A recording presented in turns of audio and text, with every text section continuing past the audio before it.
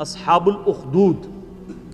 اصحاب الاخدود جو تھے یہ یمن کے پاس کرسچنز تھے. اس زمانے کے ظاہر مسلم تھے, عیسیٰ علیہ السلام پر ایمان لائے تھے, حضرت عیسیٰ کو اللہ کا بیٹا نہیں مانتے تھے بلکہ اللہ کا پیغمبر مانتے تھے. نبی علیہ السلام کی پیدائش سے تقریباً 40 سال پہلے کا یہ واقعہ ہے. لیکن اہل عرب اس واقعے سے واقف تھے کہ ایسا واقعہ ہوا تھا کہ یمن میں ایک بادشاہ نے توحید کی دعوت قبول کرنے کی پاداش میں اہل ایمان کو بہت بڑے بڑے گڑھے کھود کر ان میں آگ جلا کے زندہ جلایا تھا. سر تکلیفوں سے تو گزرنا پڑتا ہے. جو پرسیکیوشن کرسچنز کی ہوئی ہے نا کئی سو سال تک, آپ سوچ نہیں سکتے کن تکلیف سے گزرنا پڑا ہے. اللہ پہ ایمان لانا کوئی آسان کام تو نہیں. تو یہ اصحاب الاخدود کے واقعے سے یہ لوگ واقف تھے, اس کا ذکر اس میں آ رہا ہے. اس کی ڈیٹیلز آپ کو صحیح مسلم میں بالکل اینڈ پہ جا کے ملیں گی.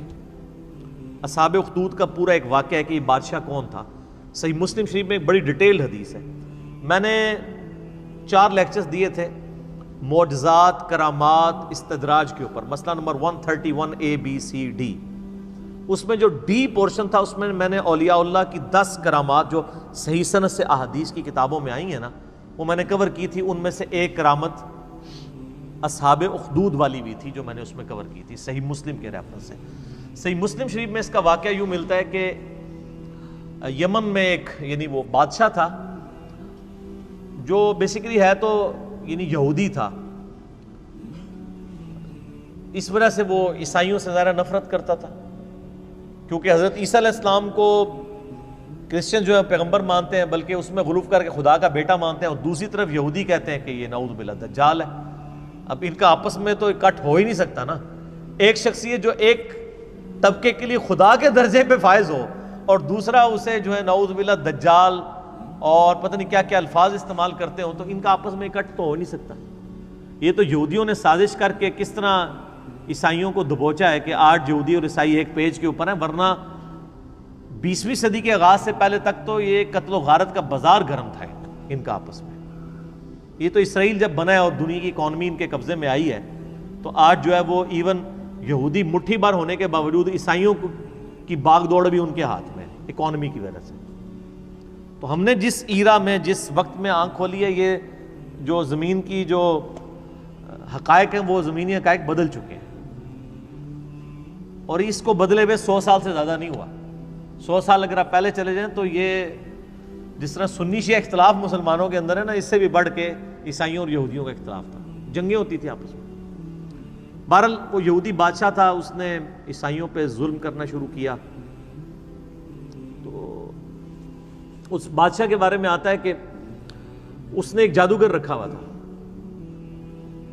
اور وہ جادوگر جب بوڑھا ہو گیا تو اس نے کہا کہ مجھے تو موت آ جائے گی, تو مجھے کوئی ایک اپنا لائق سا کوئی رعایا میں سے کوئی لڑکا ڈھونڈ کے دو جسی میں تربیت کروں اور میں اپنا سارا علم اسے ٹرانسفر کر دوں. تو بہرحال ایک نوجوان لڑکا بڑا انٹلیکچوئل رعایا میں سے چنا گیا, وہ جادوگر کے حوالے کیا گیا, تو وہ اسے جادو سکھایا کرتا تھا. اب وہ جادوگر کے پاس جب جادو سیکھنے جاتا تھا تو راستے میں ایک راہب تھا عیسائی, تو وہ اس کے پاس وہ لڑکا رکا کرتا تھا. اس راہب کی باتیں خدا شناسی کی, توحید کی اسے بھانی شروع ہو گئیں, حتیٰ کہ اس کا دل اللہ نے اسلام کے لیے کھول دیا. یعنی اس نے اسلام, اس زمانے میں کرسچینٹی اسلام ہی تھا, وہ قبول کر لیا. اب وہ دیکھیں جادو بھی سیکھتا تھا اور پیرلل میں دین بھی سیکھتا تھا. ایک دن وہ ایک راستے سے گزر رہا تھا تو راستے میں ایک بہت بڑا جانور تھا جس نے لوگوں کا راستہ روکا ہوا تھا. تو اس نے ایک چھوٹا سا پتھر اٹھایا زمین سے اور اس نے کہا کہ اے اللہ, اگر تیرے نزدیک جادوگر کا مذہب مردود اور اس عیسائی راہب کا مذہب مقبول ہے تو اس چھوٹے سے پتھر سے اس جانور کو ہلاک کر دے. ظاہر یہ کرامت ہی ہونی تھی, ایک پتھر سے آپ اتنے بڑے جانور کو, تو اس نے پتھر پھینکا تو وہ مر گیا. تو وہ پھر راہب کے پاس آیا تو راہب نے کہا کہ تم تو اب مستجاب الدعوات ہو گئے ہو, تو اب تم پہ اللہ کی طرف سے تکلیفیں بھی شروع ہو جائیں گی, اور جب کوئی ایسی صورتحال بنے تو تم نے میرا نام ظاہر نہیں کرنا. ظاہر ہے پھر مجھے بھی رگڑا لگے گا بیچ میں, جان بچانے کے لیے ایمان چھپانا جائز ہے. حسین تو ہر کوئی نہیں بنتا نا سر. پھر کہتے ہیں جی حسین کیوں کھڑا ہوا تھا, باقی کدھر گئے؟ باقیوں نے کوئی بیعت کر لی؟ وہ ہر ایک تو نہیں حسین ہوتا رضی اللہ تعالیٰ عنہ علیہ السلام. تو پھر وہی سلسلہ شروع ہو گیا. اب وہ صاحب کرامت تو ہو گیا, اب لوگ اس کے پاس آنا شروع ہو گئے. وہ مطلب مادرزاد, کوڑی, اندھے آتے تھے, وہ دعا کرتا تھا, شفا ہو جاتی تھی. کرتے کرتے جب بادشاہ تک بات پہنچی, اس نے کہا یہ کیا, یہ تو دوسرے مذہب میں چلا گیا الٹا اس کو سکھانے کے لیے. تو اس نے کہا جی اس کو تو ہم نہیں چھوڑیں گے, قتل کروائیں گے. اور وہ جب کوئی بندہ اس کے پاس علاج کروانے کے لیے آتا تھا تو وہ پہلے کہتا تھا اللہ کو ایک مانو, حضرت عیسیٰ کو اللہ کا پیغمبر مانو. تو ظاہر ہے یہاں بھی آپ کو پتہ ہے لوگ حنفی ہوتے ہیں, جب طلاق ہو جاتی ہے تو اہل حدیث اسٹامپ پیپر پہ لکھواتے ہیں میں اہل حدیث ہوتا ہوں, تو وہ کہتے ہیں ٹھیک ہے اب بیوی بھی واپس مل گئی آپ کو. حالانکہ وہ اہل حدیث اتنی دیر کے لیے ہوتے ہیں جتنی دیر کے لیے انہوں نے وہ بیوی باہر نکل کے اہل حدیثوں کو گالیاں نکال رہے ہوتے ہیں, لیکن اہل حدیثوں کو پھر بھی عقل نہیں آتی ہے. اب عقل نہ آئے تو انسان کیا کرے؟ حالانکہ یہ فتوی ہی غلط ہے, میں اہل حدیث کے ساتھ ایگری نہیں کرتا ہوں 3 طلاق کے مسئلے میں. امت کا اجماع ہے کہ ایک مجلس کی 3 طلاقیں 3 ہیں.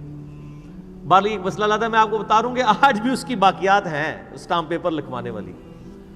تو وہ بھی پہلے کہتا تھا اللہ کو مانو پھر میں تمہارا علاج کروں گا. تو اس طرح پھر اسلام پھیلنا شروع ہو گیا.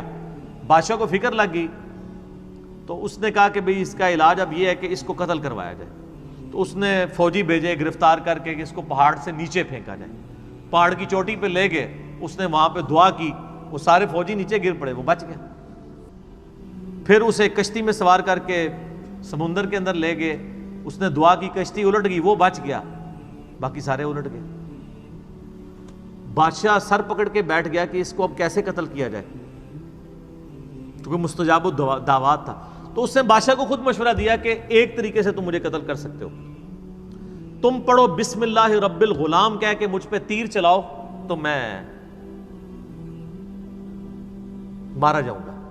اور یہ اس نے بہت زبردست چال چلی, اور اس نے کہا اس کے لیے تمہیں پبلک اکٹھی کرنی پڑے گی, اپنی ساری رعایا کو جمع کرو اور بسم اللہ رب الغلام پڑھ کے چلاؤ.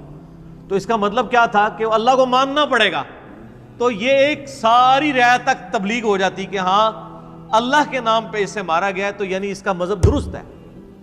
تو اس نے کہا میں نے جان تو جانی ہی جانی ہے تو اللہ کے لیے جائے نا, اور میں مر جاؤں اور ایسا اختلافی نوٹ لکھوں کہ تبلیغ بھی ہو جائے. حضرت حسین ابن علی نے یہی کیا نا, 72 بندوں کے ساتھ وہ 3 براعظموں میں پھیلی ہوئی بنو امیہ کی بدماش حکومت کا سامنا تو نہیں کر سکتے تھے, لیکن انہوں نے اپنے خون سے اختلافی نوٹ لکھ دیا کہ میں مر جاؤں تو آنے والی نسلیں یاد رکھیں کہ سچائی کے لیے کھڑا ہونا چاہے آپ تھوڑے سے بھی ہوں, اس کی پرواہ نہیں کرنی. تو آج تک دیکھ لیں دنیا میں جہاں بھی سچائی کے لیے تھوڑے لوگ کھڑے ہوتے ہیں تو مثال حسین ابن علی کے لیے کی دیتے ہیں. مخالفین کو جو یاد رکھا گیا وہ بھی حسین کی وجہ سے یاد رکھا گیا, ورنہ ان کی کیا اوقات تھی. تو اس نے بھی یہی کہا کہ رائے اکٹھی کرو پبلکلی, بسم اللہ رب الغلام پڑھ کے چلاؤ تیر تو مارا جاؤں گا. بادشاہ نے یہی کیا. تو جب وہ بسم اللہ رب الغلام پڑھ کے وہ چلائی گئی, اللہ کے نام سے شروع, اور جو اس غلام کا رب ہے یعنی وہ سب اللہ کے ہی بندے ہیں, غلام ہیں, تو وہ تو مارا گیا, لیکن ساری رعایا نے کلمہ پڑھ لیا, ان کا اس کا مذہب حق ہے. وہ سارے مسلمان ہو گئے.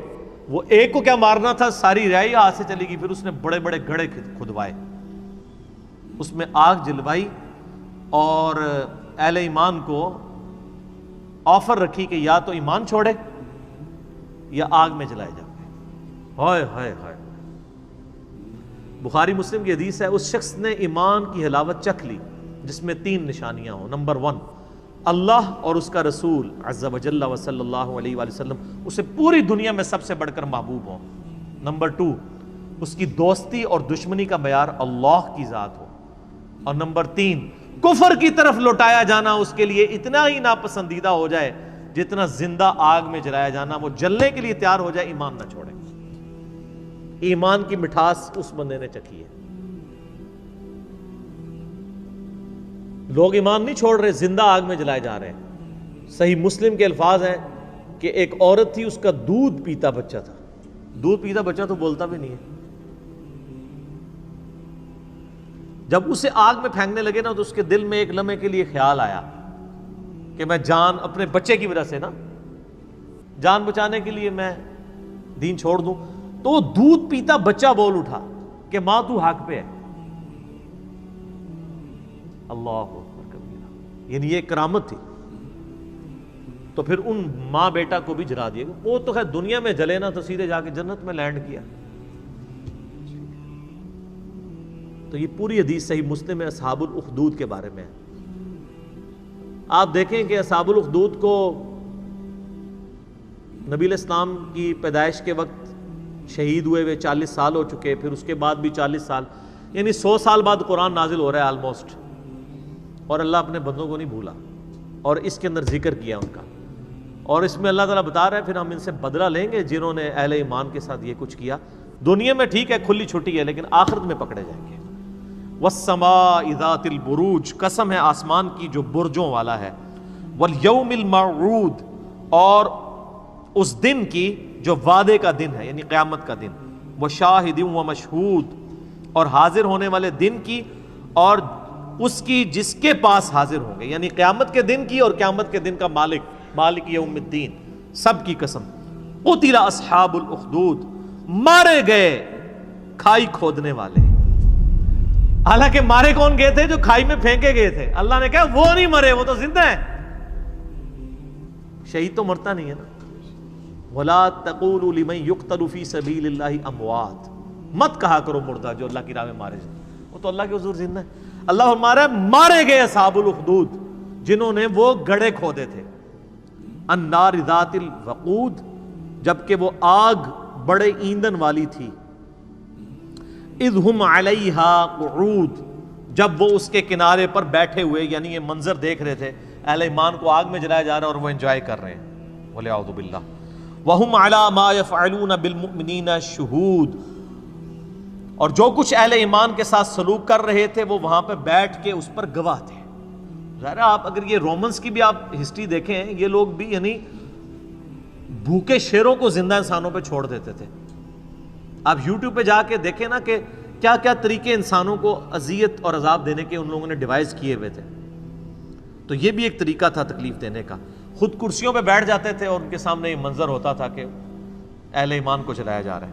وَمَا نَقَمُوا مِنْهُمْ إِلَّا أَن يُؤْمِنُوا بِاللَّهِ الْعَزِيزِ الْحَمِيدِ, اور انہوں نے تو نہیں ناپسند کیا مگر اس بات کو کہ مسلمانوں نے ایمان لے کر آئے مسلمان اللہ پر جو غالب ہے اور اپنی ذات میں خود ستودہ صفات ہے. اس مقدس جرم کی پاداش میں انہوں نے زندہ انسانوں کو جلا دیا کہ وہ اللہ پر ایمان لے کر آئے. الذی لہ ملک السماوات والارض, وہ اللہ کہ زمین و آسمان میں جو کچھ ہے اس کا مالک وہ اللہ ہے. زمین و آسمان کے مالک اللہ کے اوپر وہ ایمان لائے, صرف ایمان لانے کی پاداش پہ, کسی پہ کوئی تکلیف نہیں, کسی کو کچھ نہیں انہوں نے کہا, بس اس مقدس جرم میں انہوں نے ان کو آگ میں جلا دیا. واللہ علی کل شیء شہید, اور اللہ تعالیٰ ہر چیز کو دیکھ رہا ہے. اللہ نے وہ منظر دیکھا ہے, اللہ کو بھولا نہیں ہے وہ منظر جو تم نے اہل ایمان کے ساتھ کیا. ان الذین فتنوا المؤمنین والمؤمنات, بے شک وہ لوگ جنہوں نے مومن مردوں اور مومن عورتوں کو یہ تکلیف دی تھی, یعنی ان کو آگ میں جلایا. ثم لم یتوبوا, اس کے بعد وہ توبہ کے بغیر مر گئے. فلہم عذاب جہنم, ان کے لیے تو ہم نے عذاب جہنم رکھا ہوا ہے. ولہم عذاب الحریق, اور ان کے لیے وہاں پہ آخرت کی آگ ہے جس میں ان کو جلایا جائے گا. انہوں نے تو دنیا کی آگ میں جلایا نا. بخاری مسلم کی حدیث ہے کہ آخرت کی آگ دنیا کی آگ سے 70 گنا زیادہ تیز ہے. ان کو اس پاداش میں اس آگ کے اندر جلایا جائے گا. اللہم اجرنا من النار, آمین. ان الذین آمنوا وعملوا الصالحات, بے شک وہ لوگ جو ایمان لائے اور انہوں نے نیک اعمال اختیار کیے. لہم جنات تجری من تحتها الانہار, ان کے لیے تو ایسی جنتیں ہیں جن کے نیچے نہریں بہتی ہوں گی. ذالک الفوز الکبیر, یہ ہے سب سے بڑی کامیابی. دنیا میں تو وہ ناکام ہو گئے جن کو ان گڑھوں میں ڈالا گیا. ایک ماں ہی سمجھ سکتی ہے کہ اس کو اپنے بچے سمیت مار دیا جائے, اس سے اس کی زندگی چھین لی جائے, اس کے بچے کی بھی زندگی چھین لی جائے. تو دنیا میں تو بظاہر وہ ناکام ہے, لیکن اللہ فرما رہے ہیں وہ سب سے بڑی کامیابی پہ فائز ہو گئے, کیونکہ آخرت کی زندگی ہمیشہ کی ہے, دنیا کی زندگی تو عارضی ہے. ان بطش ربک لشدید، بے شک تیرے رب کی پکڑ بڑی شدید ہے۔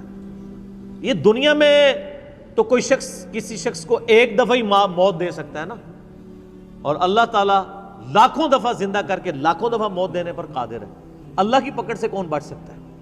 دیکھیں نا، دنیا میں زیادہ کون، جیسے وہ آپ کو پتہ ہے قرآن حکیم میں ہی آتا ہے کہ جب جادوگر ایمان لے آئے موسیٰ علیہ السلام پہ، تو فرعون نے کہا کہ میں تمہیں سولی چڑھا دوں گا تمہارے مخالف سمت کے ہاتھ پاؤں کٹوا کے۔ تو پتہ ہے ان جادوگروں نے کیا کہا تھا کہ تو جو کچھ بھی کرے گا دنیا کی زندگی میں کر سکتا ہے نا، ایک دفعہ موت دے گا دے لے، پھر تو ہمیشہ کی کامیابیاں ہماری مقدر ہے۔ لیکن اللہ سے انسان نہیں بھاگ سکتا۔ اللہ کے جو قابو آ گیا وہ ایک دفعہ موت تو نہیں، جب چاہے جتنی دفعہ موت کی تکلیف سے گزارے اور تکلیف دے۔